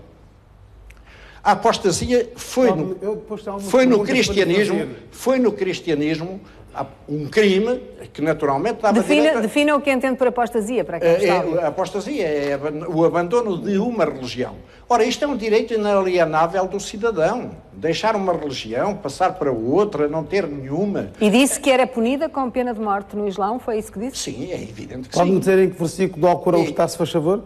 Como? Pode-me dizer em que versículo do Alcorão vem que a apostasia é punida Não lhe sei dizer em que versículo vem, mas eu li o Corão. Então, se leu o Alcorão, pode-me dizer em que versículo Eu li o Alcorão. Não sei. Não está. Não sei em que versículo. Não está o que está a dizer. Como também fala aqui coisas que não têm nada a ver com o Islão. Desculpe. Desculpe. Escravatura, por exemplo. Há versículos do Alcorão em que é claramente dito para libertar escravos. E você está a dizer que o Islão... falou das religiões sobre a escravatura. Desculpe, Sr. Professor. Há coisas que você está a dizer ouvindo falar. Não é ouvindo falar, é a leitura dos livros, quer a leitura do Antigo Testamento, quer a leitura do Corão, quer a leitura da Tora. Eu estou a falar do Alcorão. O senhor pode-me provar em que versículo do Alcorão está para termos escravos? Em que versículo do Alcorão está sobre a apostasia? Desculpe, mas eu não falei na escravatura relativamente, mas com certeza que também é válida. Mas de qualquer maneira... De qualquer maneira, não falei nisso. Nos versículos do Alcorão vem para libertar escravos. Para libertar escravos. Há N versículos sobre isso. Por isso, agradecia, com toda simplicidade, lê-se, não vendo as ações dos muçulmanos, por favor, lê-se o Islão e que percebesse melhor o Islão. Se tivesse dúvida, perguntasse às pessoas. Deixe-me fazer-lhe uma pergunta muito honesta. Diga. Porque é que os países onde o Islão é dominante, não deixam construir uma igreja católica, um templo de outra religião, um pagode ou uma mesquita? O único país que o senhor está a dizer, provavelmente... Desculpe. A Indonésia tem... O pagode é a sinagoga. A Indonésia... Não, o pagode chinês, tá ou uma sinagoga... A Indonésia, que é o maior país islâmico, tem igrejas. Sabia disso? Sabia. A questão tem igrejas. Vá aos países árabes, há igrejas. Portanto, provavelmente... Diga-me que países árabes é que têm igrejas? Diga-me que não há. Olha, a Arábia Saudita. É o único país em que a Constituição Saudita é que proíbe, não é o Islão. Porque se o Islão proibisse a construção da igreja, se o Islão proibisse a construção do local de culto das outras crenças, nenhum país islâmico iria ter. O Irão tem alguma catedral católica? Eu estou a dizer o que o Islão diz. Eu não estou a dizer o que os países islâmicos fazem. Mas nós estamos aqui a debater a religião. Mas eu não combato os crentes. Eu combato as crenças na medida em que são potencialmente perigosas. Não estamos a falar daquilo que alguns países têm. Não, o senhor está a misturar as coisas. O que eu estou a dizer é que, de acordo com o Islão, é ou não é permitido um não muçulmano viver num país islâmico. É permitido. Portanto, se é permitido ou não, de acordo com o Islão, ele ter o seu lugar de culto. É permitido. É isto que nós estamos a debater. Eu faço outra acusação. O caráter misógino do Islão, que é o mais implacável dos monoteísmos, existe ou não? Em que aspecto? Eu explico o que é o misógino. É, de facto, considerar a mulher um ser inferior. No Islão, considera a mulher igual ao homem. No tribunal tem exatamente o mesmo valor um testemunho de uma mulher ou de um homem. Não, exatamente. Só que... Mas isso não é exato. Não, infelizmente, vocês leem o texto e não o contexto. Este é que é o mal das pessoas de deturparem o Islão. Eu lamento imenso a sua expressão. Porque que a adúltera é apedrejada? É outra falsa coisa que você está a dizer. Com todo respeito, a sério, com todo respeito e com toda a humildade, eu gostaria que lesse mais sobre o Islão, por favor. Eu agradecia. Eu agradecia, por favor. Aliás, lesse mais sobre o Islão e depois falasse. Eu devo dizer. Portanto, o que o Sheikh Munir defende é que há uma prática das constituições políticas que não respeita o livro. Não respeita o Corão. Há uma parte das pessoas que, infelizmente, não respeitam. Não é só uma parte das pessoas, são as constituições políticas dos Estados. Fátima, há uma coisa que nós temos que fazer. Não, nós temos que fazer uma coisa que o livro o livro é universal, é para todas as pessoas. Infelizmente, há pessoas que deturpam na explicação de alguns versículos. Mas mesmo quando, por exemplo, são Estados religiosos, como é o caso do Irão e outros, o senhor defende que essas constituições políticas desses Estados religiosos, eu não sei se lhe posso chamar políticas, porque são político-religiosas, não defendem, não são consentâneas com o livro. Há coisas que nós vimos nesses países islâmicos que não têm nada a ver com o Islão, por favor. Não tem a ver, mas eles dizem que fazemos isso porque é a nossa cultura, é a nossa forma de estar, é assim é que nós somos. Mas a própria Constituição em total, por isso é que eu estou-lhe a pedir, se lesse o Alcorão... Mas eu li. Meu caro, você não leu. Desculpe lá, você não isso leu. Aí é a mesma coisa que dizer... Olha aqui os judeus a defenderem o Islã. Não leu, Fátima. O Joshua Goulart está a defender. Não estou a defender o Islã. Respeito, porque se tivesse Eu lido... estou contra isto, que é uma coisa diferente. Porque é professor, não é? Sim, pá. Pode ser. Vai ser. Se não é para ser. Está a fazer um raciocínio completamente incrível neste sentido. O senhor disse que as religiões são a causa das piores coisas deste mundo. Temos que ler o Deuteronômio, o Levítico e não sei o quê, Pentateuco. que nunca leu, com certeza. Também estou com o Sheikh Munir. Nunca leu. Nunca leu. Porque se tivesse lido, percebia que aquilo não é um livro de moral, nem um livro de Deus. É a palavra de Deus por um instrumento vocal que ele não tinha. Sabe o que é que quer dizer Torá? Sabe? Quer dizer ensinamento, não quer dizer lei, não quer dizer nada disso. É ensinamento. E ensinamento é um ensino de um comportamento cívico. Vá lá ler. Acha que dizer na Torá que os homens, quando vão acabar, têm que fazer uma latrina a não sei quantos metros do sítio onde estão? Acha que é isso que Deus mandou? Que isto é Deus? Fazer uma latrina ou que constrói uma casa que tem que ter janelas? Acha? Eu não acho. Mas é que lá está. Tenho muita pena, mas não Pedro Cabrito, deixa-me passar aqui. Eu peço desculpa. E acho mais. Acho que o senhor é ateu, tal e qual como eu sou religioso. Pois. Por revelação. A mim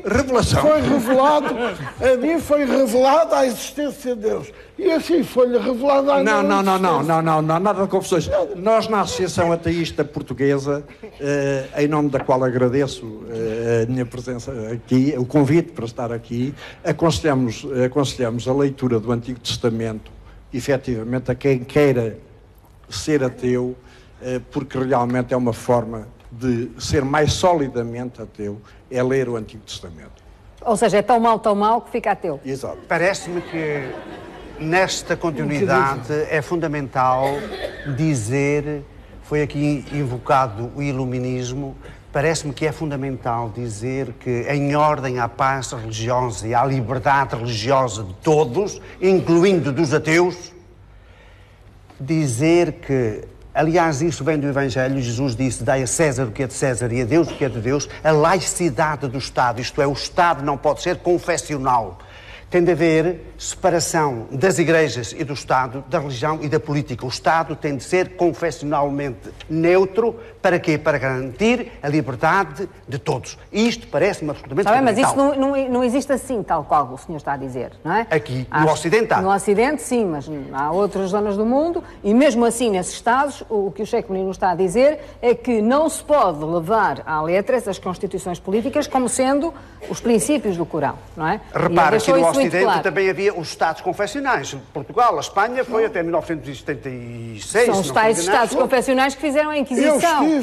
Fizeram a Inquisição e aceitaram a escravidão. Eu estive em Madrid em 1969. Já há uma teocracia católica que é o Vaticano. É a última teocracia europeia. Eu estive Estado Vaticano, que é uma teocracia. Eu estive em Espanha em 1969 a assistir à revogação do decreto de expulsão dos judeus, repare. Deste lado, vá, Carlos. Porque era um Estado confessional, como em Portugal também era. A discussão sobre o passado poderia ir muito longe. Eu acho que é melhor que vá muito longe a discussão sobre o futuro. Porque o passado nós não podemos mudar. Houve coisas boas e coisas más no passado. há muita coisa que nos pode desunir quanto ao passado. Há mal, existe mal na humanidade e o mal foi praticado em muitos sítios. A questão é, e agora? E agora? Agora que estamos no tempo do Estado laico, da Declaração Mundial dos Direitos do Homem, e agora? Enfim, eu há bocado, sobre as baratas, as voltaicas, eu chamo-lhe pessimista. Um artista não é pessimista. Um artista não pode ser pessimista, tal como um cientista. Se ele fosse pessimista, dizia que era uma bactéria. Não, as baratas não apreciam as obras de arte. Uma barata não é ser pessimista. Há uma poetisa portuguesa que tem um poema Caras Baratas, que é uma coisa, um verso extraordinário. Caras Baratas. É um bocadinho, faz lembrar o São Francisco de Assis, Caras Baratas. E nós temos, enfim, os bichinhos, temos algo em comum com os bichinhos todos. O São Francisco de Assis não sabia, mas o DNA é a chave da vida. E isso temos, por muito que não queiramos, temos coisas em comum com todos os seres vivos, uns mais, outros menos, mas há mais coisas relativamente a uns seres vivos, menos coisas relativamente a outros. Mas o futuro nós vivemos num planeta, é preciso ter também a ideia da nossa pequenez cósmica. Nós vivemos num planeta que é uma coisa pequenina, Mercúrio, Vênus, Terra, é a terceira pedra depois do Sol. Isto visto ao longe é um pequeno ponto azul. Foi nesse ponto azul que houve todas essas guerras. Foi nesse ponto azul que houve todas as discussões filosóficas, que houve todos os avanços científicos. Mas nós, vendo bem, tanto quanto sabemos, é nesse ponto azul o único sítio que tem consciência do mundo. É o único sítio onde se pode fazer arte. É o único sítio onde se coloca a questão da religião. De modo que nós devemos, É o único sítio onde há religião. É o único sítio onde há religião. Também não conhecemos seres, andamos à procura, mas não conhecemos vida noutros sítios. Seria interessante encontrar outros seres. Andamos à procura de planetas extrassolares, já encontramos. Bem, a questão agora é, como é que nós vamos neste pequeno ponto azul viver melhor todos? A ciência dá um contributo extraordinário para isso e basta olhar também para o mundo que vivemos. Está completamente intermediado pela ciência. Nós hoje usamos a ciência em todo lado, mesmo sem notarmos. A ciência está omnipresente. Mas a ciência não é tudo de facto. A ciência não é tudo de facto. O que é que nós podemos aspirar ao amanhã? No fundo quais são as aspirações da humanidade? O que é que podemos formular como projetos para o futuro? Se calhar, talvez um dia possamos, em conjunto, ainda agora conseguimos aterrar num cometa. Foi um projeto da humanidade com a ciência, com a tecnologia, conseguiu essa coisa extraordinária que é pôr uma sonda a baixar num cometa. Se calhar vamos conseguir coisas ainda mais extraordinárias, se calhar vamos conseguir ir a Marte. Muito provavelmente iremos a Marte daqui a 30, 40 anos. Iremos mais longe, há até um filme interestelar agora recente em que há uma viagem para longe, entre as estrelas. Mas nós somos a parte do cosmos, a única parte do cosmos que coloca questões sobre o cosmos e que consegue fornecer algumas respostas parciais, que vai procurando cada vez novas respostas, cada vez novas perguntas, cada vez novas respostas. E esse é o futuro. O futuro é arranjar respostas que possam ser partilhadas e respostas que nos possam ajudar a viver melhor. As da ciência são algumas, não são todas. A arte também nos fornece respostas. Não dá respostas? Não. Não responde a nada? A arte limita-se a colocar possibilidades de perguntas. E vem daí a sua riqueza e a sua infinita capacidade de se reproduzir e traduzir-se em qualquer coisa de novo ao longo da história, ao longo das gerações, em diferentes contextos culturais. E à medida se a arte se pusesse a si mesma o objetivo de dar respostas, não seria uma arte, provavelmente não seria uma teologia, era uma espécie de uma teleologia, ou seja, uma coisa ali quase antes de chegar à religião. Ora, a arte tem um território que é um território maravilhoso, que é justamente o da liberdade de pensamento do indivíduo e da história dos indivíduos ao longo da história das sociedades. Isso é uma resposta, é um tipo de resposta. Não é uma resposta, é um caminho indicado. Podemos, uma palavra resposta, não nos entendemos sobre o que é que significa resposta, mas com certeza eu estou convencido que o artista... Nós não damos respostas. A sua arte mas não à dá medida respostas. que envelhece... Eu encontro respostas em muitos trabalhos artísticos. Eu tenho emoções a olhar para uma obra de arte que, de algum modo, responde a inquietações que eu tenho, consola-me. Há peças de arte que me consolam. Justamente, mas você tocou no ponto. Você tem respostas porque você exerce uma inteligência que é biológica, é emocional, é histórica, é cultural. Você olha para uma pintura feita no século XIV, completamente descontextualizada da sua experiência enquanto ser humano do século XX, XXI, e contudo você emociona-se. Porquê? Não pela obra de arte, mas porque você tem um olhar sobre o que está a ver que lhe traz de volta qualquer coisa. Isso não é uma resposta, é um convite para continuar em frente, é fazer novas perguntas. Essa sua capacidade de fazer perguntas permanentemente não está a aumentar à medida que a sua idade avança? E nessas perguntas nunca lhe surgiu a questão da existência de Deus? Com a idade a avançar, essa questão não se torna mais premente, essa interrogação? Devo-lhe dizer, Fátima, que por formação, desde adolescente, cultural, dos estudos, depois da minha experiência de vida ao longo dos anos, eu tenho 58 anos. Pois somos da mesma idade. E a única conclusão que se perfila cada vez com um rigor e uma claridade maior e provavelmente mais dolorosa é a absoluta falta de sentido. E a falta de sentido é o território absoluto, é o papel branco sobre o qual os homens podem desenhar o seu destino.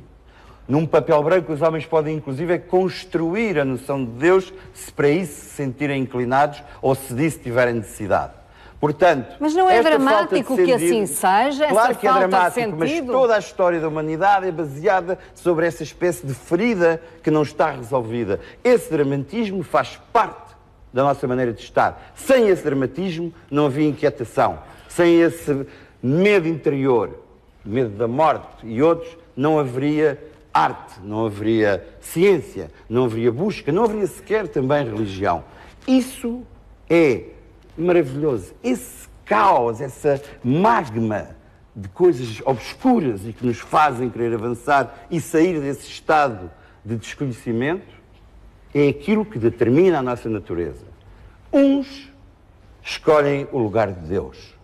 Outros escolhem o lugar do livre-arbítrio. Outros escolhem o lugar da procura de respostas da ciência. Joana Pibolé, como é que descobriu o lugar de Deus?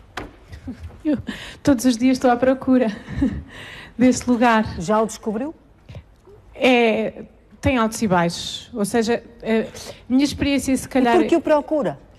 Pois, exato. Eu penso que o meu contributo se calhar aqui, enquanto leiga e jovem em busca e trabalho em filosofia, portanto também estou nesta ponte entre o pensamento racional não ligado às fontes da fé e depois também enquanto crente. Eu penso que o meu contributo aqui se calhar é de alguém que sente esta pergunta com imensa premência e sinto que a sociedade atual, que já falámos aqui, que é quase ateia, ou é uma sociedade que, nas palavras da Eduarda, que quase nos obriga a não sermos crentes ou até ostraciza os crentes. Eu penso que nesta sociedade, se calhar, a liberdade que temos de procurar Deus é maior. Eu penso que o diálogo entre os ateus e os crentes não precisa de ser tão crispado, porque acho que os desafios e as provocações dos ateus têm feito até com que muitas pessoas procurem Deus, se calhar de uma forma mais genuína, porque procuram-no num ambiente hostil, porque o procuram porque não têm opção. Precisamente por causa do absurdo da vida, por causa dos sem sentidos de que falava o representante o Pedro Cabrita Reis. Exato. O representante de si próprio. Sim. Obrigado. Mas dos maiores artistas plásticos portugueses. Eu vejo aqui como a voz de que isto é só um percurso individual. E filósofo também. De que Deus é uma resposta que cada um pode dar individualmente, mas não no âmbito da religião institucionalizada. Há umas grandes vantagens na religião institucionalizada, que é a procura em comunidade, não é? E que é uma espécie de caminho que vem de uma tradição milenária em que nós nos inserimos e que já tem muita sabedoria adquirida. Mas eles falaram sempre no livre-arbítrio também. O livre-arbítrio é uma questão em aberto. O livre-arbítrio não é uma certeza que nós temos. Eu trabalho sobre o livre-arbítrio, por isso também tenho visto a ser aqui mencionado o livre-arbítrio ininterruptamente como se fosse uma certeza, e não é. É uma pergunta também muito desafiada pela ciência. Porque a ciência atualmente, permanentemente, está a provocar, às vezes com títulos até sensacionalistas nos média, de que os neurocientistas descobriram que não há livre-arbítrio, que também não é verdade que o descobriram, mas o livre-arbítrio também é uma questão em aberto. E se calhar, por todas estas questões estarem abertas e todos estes desafios estarem abertos, as perguntas, neste momento, podem ser colocadas, às vezes, de forma mais genuína, estava eu a dizer, porque as pessoas já não são encaminhadas por defeito numa determinada religião em que calhou nascerem. Eu penso que às vezes a religião institucionalizada, como era maioritária até há uns tempos atrás, e mesmo atualmente em certos ambientes, pode fazer com que as pessoas se coloquem menos perguntas, porque naturalmente entraram num determinado caminho que lhes mostra qual é que é a estrada para Deus. O Pedro Cabrita Reis, quando iniciamos o debate, falou na necessidade de encontrarmos o Deus último, a ideia do Deus último, e que esse é que deveria ser o objetivo, não é? Conceito que eu, abusivamente, retirei do livro do Padre Anselmo Borges. Pronto. Ou seja, aquilo que une a espécie humana, não é? No fundo, aquilo que nos une entre ateus e religiosos. Faz sentido para si? Eu penso que é a espiritualidade. Eu acho que aqui falámos pouco de espiritualidade porque falámos muito de religião. E a religião é uma prática comunitária de uma espiritualidade. Mas há muitas pessoas que vivem a espiritualidade sozinhas. Hoje em dia há uma busca desenfreada de caminhos espirituais que não estão aqui representados hoje. Pessoas que procuram através das religiões orientais e tal. Mas como é tudo a mesma coisa? Eu penso que a busca, a pergunta, a inquietação é a mesma. As pessoas que fazem yoga, que praticam meditação, se o fizerem seriamente, se o fizerem como um caminho e não como uma prática à hora do almoço, como quem vai ao ginásio, mas se o fizerem como um caminho, estão exatamente à procura das ditas respostas, do tal sentido, que neste momento, na minha opinião, podem procurar, talvez com uma maior liberdade e com uma maior panóplia de opções, porque o caminho não tem de ser o mesmo para as diferentes pessoas e as respostas não têm de ser as mesmas. Então, mas a espiritualidade é Deus? Não. A espiritualidade é o caminho de procura da transcendência em cada homem. Portanto, a espiritualidade tem futuro? Sem dúvida. E Deus? Eu penso que eu sou crente cristã e, portanto, eu penso que Deus, o Deus de que aqui falámos maioritariamente nos representantes dessas religiões monoteístas, eu penso que Deus é a resposta para o meu caminho espiritual, mas também não tenho a certeza. Eu penso que ninguém pode ter a certeza. E o problema das pessoas terem a certezas é o que levou aos conflitos religiosos e tudo isso, não é? A verdade é que estamos a ficar muito duvidosos. Este lado, Anselmo. Mas é uma dúvida. Ótimo. É essa a dúvida. Como responde? Fátima, hoje a ciência já não é dogmática. E por isso é que está aberta, incluindo ao mistério que leva à espiritualidade. Portanto, as religiões também não podem ser dogmáticas. E há pouquinho eu tentei dizer que aquilo que nós vivemos é da fé. E se vivemos da fé, não vivemos da certeza matemática, nem lógica, é de uma confiança nesse mistério último que dá sinais de si e ao qual os crentes se entregam confiadamente na esperança de daí vir a resposta última, o sentido de todos os sentidos a que nós chamamos salvação. Há bocadinho e que tinha-me o preocupa, mas ao Pedro não preocupa nada, já vou saber. Desculpe, há pouquinho tinha-me A salvação preocupa-o. Claro, eu quero salvar-me. Eu quero perguntar se o Pedro... A palavra salvação tem a mesma mesma raiz que saúde, mas saúde no sentido holístico. Encontrar o sentido último da existência e para a história. Caso contrário, vamos para o nada, para o absurdo. E aí, inclusivamente, a ética entra em colapso. Porque temos de ser consequentes. Se, efetivamente, tudo acaba na morte, se tudo acaba no nada, então temos de admitir que, em última análise, isto tudo já é nada. Então pergunta-se... Não vale a pena o que é ser... que vale? Não, o que é que vale aquilo que efetivamente vale? O que vale a arte? O que vale a ética? Qual é a distinção, entre bem e mal, entre justo e injusto, digno e indigno? Pedro, preocupa a salvação? Quer-se salvar? Padre, de facto, depois da morte, não creio que haja nada. Não creio. Contudo, devo dizer que, enquanto existir humanidade, as suas preocupações e anseios em relação ao que é que isto vale, e ainda teríamos de discutir o que é que pretende dizer com valer, é outra questão, o que é que isto tudo vale, os sacrifícios, o sofrimento. Vale justamente o encanto que faz com que, gerações após gerações, as pessoas, em qualquer sítio onde estejam, se continuam a encontrar, a falar sobre os quadros que ficaram nos museus, mesmo que os seus autores já estejam mortos, e, na verdade, devemos compreender a beleza desta vida que não tem um destino para além da existência física dos seus autores.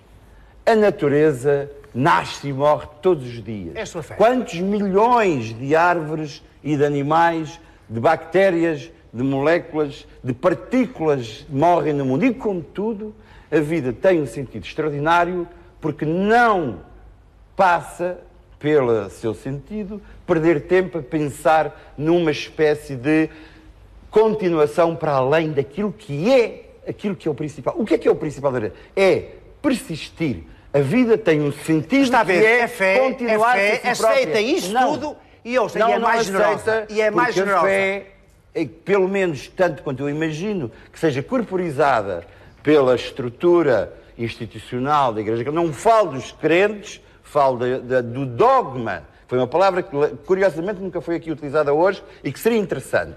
Talvez um bocadinho Estava eu a dizer-lhe que Adorno, que citou aí, diz o pensamento que se não decapita desemboca na transcendência. Até aí chegou ele. E depois o seu colega Max Horkheimer disse que há uma ânsia pelo totalmente outro, sem o qual não haverá sentido e sentido último. Ele era marxista heterodoxo. Mas é possível sermos humanistas se não acreditarmos na salvação?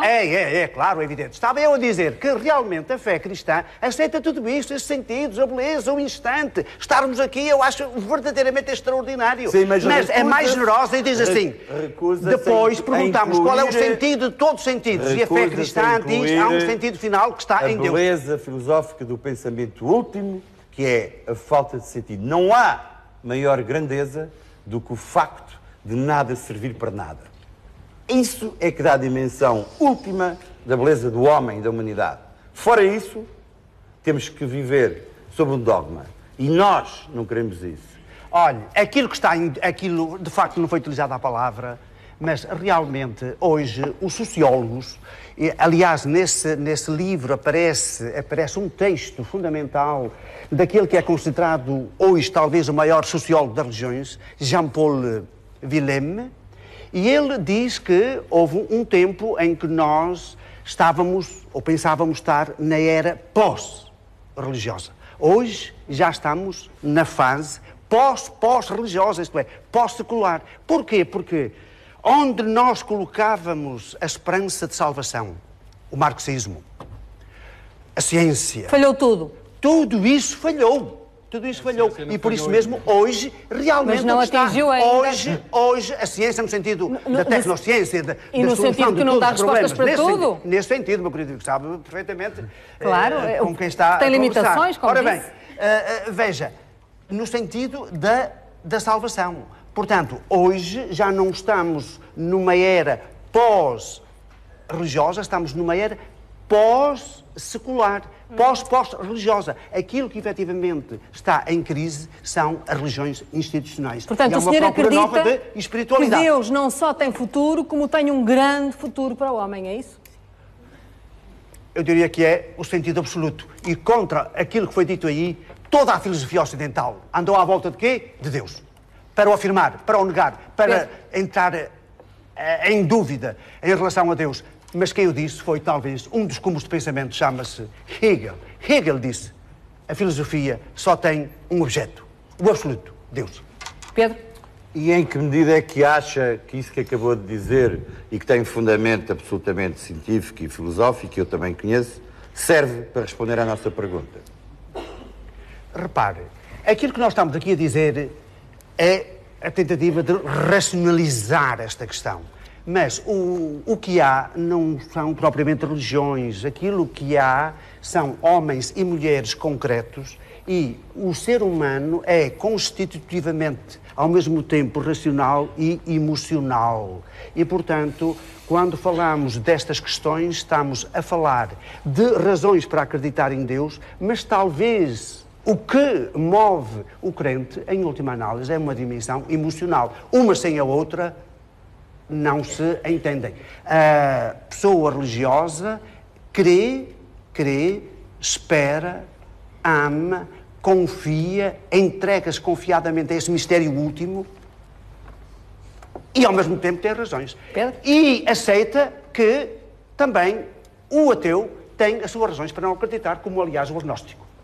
Deveríamos, portanto, deduzir que a pessoa ou as pessoas religiosas dão-se benevolamente ao ato paternalista de aceitar que os outros que não são religiosos podem, por instantes, partilhar esse caminho para um sentido. É isso que me está a dizer? Não. Então? O mundo é complexo. O mundo é complexo, ambivalente e, portanto, há razões para acreditar e há razões para não acreditar. Por isso é que eu tenho tentado dizer aqui desde o princípio que nem o crente pode ser dogmático, nem o crente pode ser dogmático, nem o ateu pode ser dogmático. Numa frase, tenho que terminar. O prémio Nobel Bell disse num dado momento: aborrecem-me os ateus porque estão sempre a falar em Deus. Estão sempre a falar quê? Eu diria... Em Deus. E eu diria, provavelmente com muito maior humildade com que o padre citou e ao longo desta conversa todas essas referências culturais, diria que felizmente continuaremos sempre, nós homens, graças a Deus, sozinhos, sem quaisquer outras formas de resolver o nosso destino que não seja pelo pensamento, pela consciência e pela forma como poderemos dia a dia fazer uma pequeníssima liturgia de salvação, usando palavras que aqui foram usadas pelos elementos da outra bancada, mas que eu, com o devido respeito, tomo para o meu discurso e proponho que saiamos desta sala com a magnífica iluminação da alma, outra palavra daquele lado, para acreditarmos na humanidade só. Agradeço a vossa atenção. Terminar, Carlos? Só uma citação que também vem neste livro, Muito Deus rápido. ainda tem futuro, de um prémio Nobel da Física que era ateu. Erwin Schrödinger, um dos grandes físicos criadores da teoria quântica. Ele dizia-me: espanta-me muito a deficiência do quadro científico do mundo real à nossa volta. Fornece muitas informações, coloca toda a nossa experiência numa ordem consistente, mas não nos dá mais do que um medonho silêncio sobre as pessoas que estão perto do nosso coração, que são o que realmente nos importa. E esta frase de um físico que não era de modo nenhum crente mostra que a ciência não é a única, está longe de ser a única coisa Muito que há bem, no Joshua, mundo. O amor, tem que de certeza, terminar. é outra, e a questão é sempre sobre o amanhã. A nossa ânsia da amanhã. Não podemos partilhar em conjunto uma ânsia da amanhã. Vamos chamar a isso salvação. Se chamarmos a Muito isso bem, salvação, tenho que terminar, eu Joshua. também quero ser salvo. Falou-se aqui de passagem no iluminismo, que foi extremamente importante entre os judeus, e houve no iluminismo judeus ateus, porque judeu não é só uma religião, é uma cultura, é uma cultura. E na realidade, eu como médico, todos os dias tenho que aprender qualquer coisa, faz parte da ciência, nós temos que aprender. E hoje aprendi uma coisa, que não há ateus, como aquele senhor. Há uma religião anti-religiosa, que é uma coisa completamente diferente. Muito bem. É uma religião anti-religiosa. Que ele não aceita. Ateus estão ali. Não, por amor de Deus, doutor.